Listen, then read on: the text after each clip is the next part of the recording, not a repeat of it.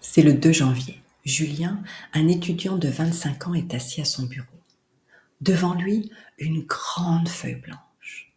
Alors que la neige tombe doucement dehors, Julien est complètement absorbé dans ses pensées.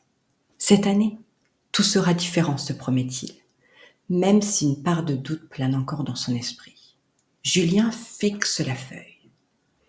Il se décide enfin à écrire et alors qu'il inscrit faire du sport tous les jours, une image surgit. Son abonnement à la salle de sport oublié après 2 semaines. Il était pourtant bien motivé à avoir des habitudes plus saines. Il souhaite aussi obtenir un niveau B2 en espagnol. Une autre pensée le traverse. Il trouve qu'il ne passe pas assez de temps avec sa famille et ses amis. Julien hésite. Je ne vais jamais arriver à tout faire. Comment pourrais-je m'organiser ? Peut-être vaut-il mieux ne rien écrire cette fois pour éviter toute déception. Mais une petite voix semble l'encourager. Et si cette fois il trouvait un moyen de vraiment changer ?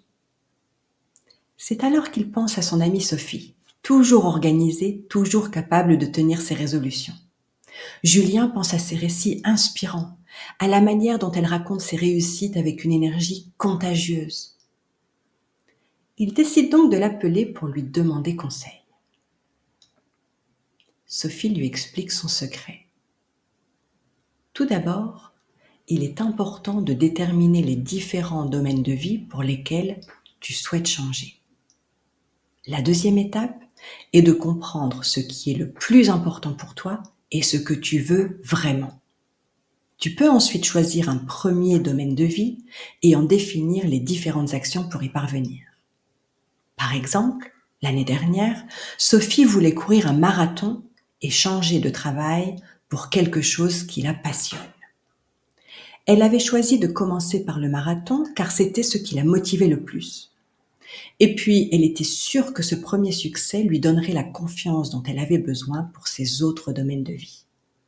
Comme elle courait déjà 10 km une fois par semaine, elle avait décidé d'augmenter la fréquence et la distance de ses entraînements progressivement. Eh bien, croyez-le ou non, elle a couru son premier semi-marathon en mars et son premier marathon en juin. Cette réussite lui avait donné la confiance nécessaire pour entreprendre sa reconversion professionnelle. Après une phase de réflexion et de planification, elle a finalement repris ses études pour être décoratrice d'intérieur. Maintenant, en deuxième année, elle fait un stage passionnant dans un bureau d'architecte. Julien réfléchit à ses conseils. Et si Sophie avait raison ? Il cherche peut-être à faire trop de choses en même temps et du coup il s'éparpille, il se décourage et au final, il abandonne. Inspiré par les conseils de Sophie, Julien décide de recommencer. Il réfléchit à ce qui est important pour lui et à ce qu'il aime vraiment.